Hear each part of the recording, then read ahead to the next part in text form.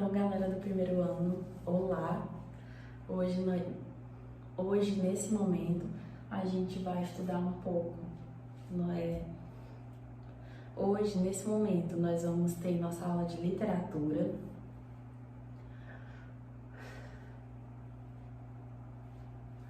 Eu espero que todos vocês gostem, que apreciem e que possam tirar todas as suas dúvidas, certo?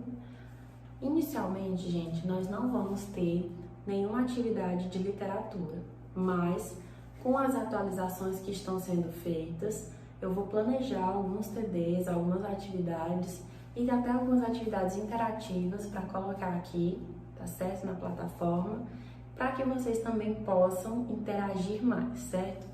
Lembrando que nós vamos ter aulas gravadas, mas daqui para frente nós vamos também ter aulas ao vivo, certo? Aulas digitais. Vamos lá? Hoje eu vim falar para vocês um pouco acerca do arcadismo. Professora, o que é arcadismo? Nunca vi na minha vida. Vamos lá. Nas aulas passadas, na verdade, na aula passada, e já faz alguns dias, nós vimos o barroco, certo? Algumas características do barroco em Portugal e no Brasil. Lembrando que até certo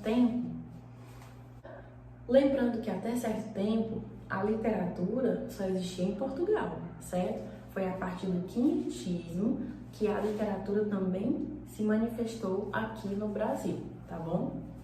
Vamos lá. No barroco, relembremos, a gente viu algumas características, né, referentes a esse movimento, que era a questão da dualidade, do claro, do escuro, do jogo de luz e sombra, da oposição, na verdade, entre igreja e ideias profanas, no caso, certo? Tudo isso influenciado pela Reforma Protestante, por aquele sentimento conflituoso dentro do interno das pessoas, né? Agora, vendo esse novo movimento chamado arcadismo, a gente vai ver uma escola literária que se opõe ao barroco. O barroco era muito impactante, era muito dual, certo? Gerava muito impacto e gerava muito conflito interno, dúvida. E tanto que nas produções poéticas a gente pode ver autores que produziam literatura um pouco mais sacra, um pouco mais sagrada e textos bem mais profanos, por exemplo. No arcadismo a gente vai ver de uma forma mais leve, certo? As manifestações poéticas. O que a gente deve explorar inicialmente é o contexto, tá, gente? Vamos imaginar. Inclusive, eu já falei aqui para vocês que literatura e história estão andando ali lado a lado, porque a literatura mostra as manifestações artísticas, né, as manifestações poéticas, prosaicas, toda a produção textual de uma determinada época. Mas essas produções são influenciadas também por elementos históricos, por elementos contextuais que aconteceram ao longo daquele período. Então é importante que nós entendamos acerca disso. Gente, é importante a gente pontuar que o arcadismo surgiu na época de algo chamado iluminismo, que eu até esqueci de colocar aqui, tá, gente? O iluminismo surgiu no século XVIII, certo? E era conhecido como o século das luzes. Alguém colocou uma luz aí nesse negócio.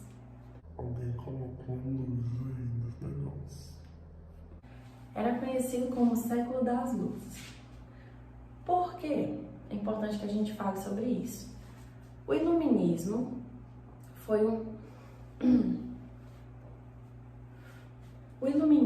um movimento que prezava a racionalidade, que prezava sempre o pensamento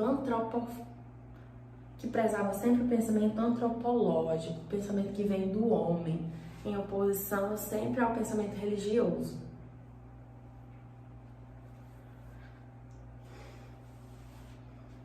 Além disso, com o advento do iluminismo, várias novas ideias surgiram, para além dessa oposição às ideias religiosas. Foi a época que surgiu o liberalismo econômico, por exemplo, tá? Só para que a gente possa pontuar. Vamos lá. Com o iluminismo, com o advento do século das luzes, a gente teve em Portugal e na Europa como um todo. O iluminismo a gente conhece muito por ser falado em relação à França, né? Mas foi um movimento que aconteceu na Europa em um todo. E a gente pode observar um desenvolvimento tecnológico, social e científico, já por influências, né, dessas ideias mais inovadoras e mais racionais.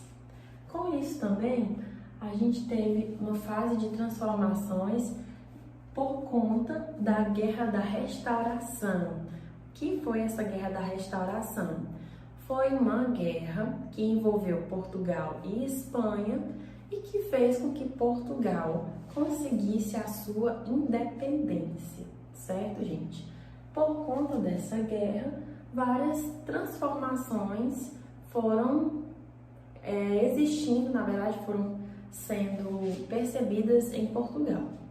E também, a partir disso, nós tivemos algumas renovações educacionais.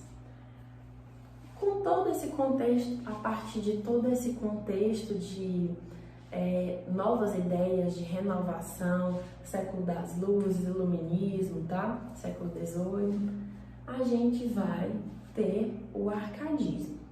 O arcadismo ele tem como uma das características principais, gente, que é importante vocês fiquem cientes, essa palavrinha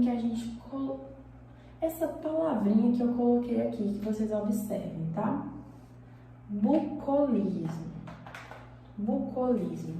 Algo bucólico, tá, gente? O que significa isso? Significa que agora a gente vai ter uma literatura que não é mais tão dual, que não é mais tão rebelde, por assim dizer. É uma literatura que preza os temas campestres, que vai valorizar o campo, a natureza, que vai falar de aspectos pastoris, daquela coisa mais interiorana, certo? Mais afastada da cidade e da vida urbana. É tanto que eu não coloquei aqui, porque minha lousa não dá, pelo tamanho que vocês estão vendo, mas uma das características também do arcadismo é o fato de as produções criticarem a vida urbana e, de certa forma, a burguesia que vivia, por criticarem a vida.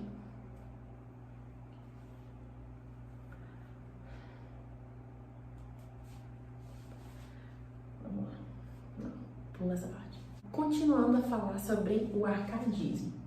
Teve início em 1756, ou seja, século XVIII, com a tal Arcádia Lusitana, gente, que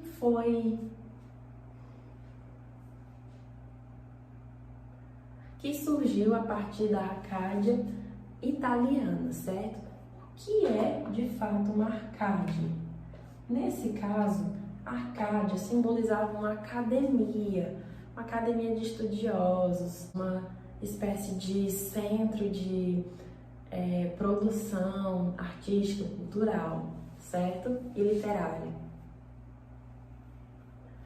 A partir daí a gente teve como características uma arte menos rebuscada, menos trabalhada, focada nesses temas bucólicos, campestres, pastoris, tá?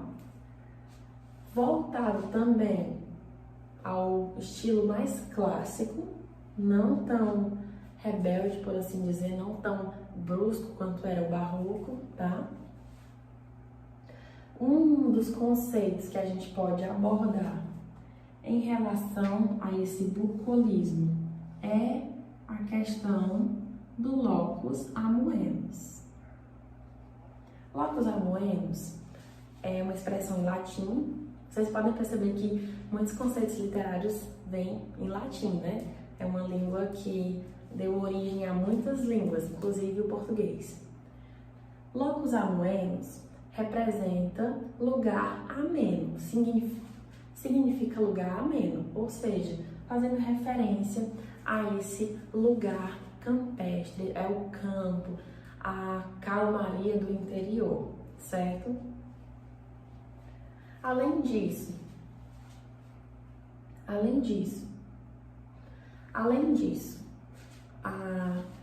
o arcadismo teve também como características a objetividade na linguagem e a racionalidade, certo? Por meio de uma linguagem mais simples, menos elaborada, como nós vimos aqui no início.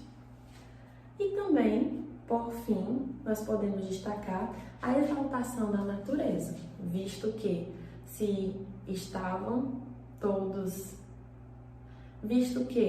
se falava tanto de campo e de natureza, era comum que a natureza em si fosse exaltada e que os aspectos urbanos fossem deixados um pouco mais de lado, certo?